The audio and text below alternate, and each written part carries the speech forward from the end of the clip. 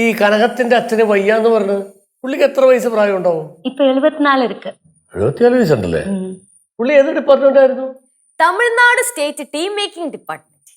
അത് ഏത് ഡിപ്പാർട്ട്മെന്റ്? ഞാൻ കേട്ടിട്ടില്ല. ചായ അടിക്കണൊക്കെ ഒരു ഡിപ്പാർട്ട്മെന്റ് ആണോ? ஐயோ இல்லைங்க, என்னோட அப்பா வந்து டீ கடை நடத்திட்டு இருந்தாரு. அம்மன் டீ கடை. ഓ, അമ്മയുടെ പേരാണ് ടീ കട കിട്ടേക്കണതല്ലേ? അമ്മൻ കടവൾ. മാരിയമ്മൻ. കനകം, ആ ഇതിനകത്ത് എന്താ എടുത്ത് വെച്ചേക്കുന്നേ?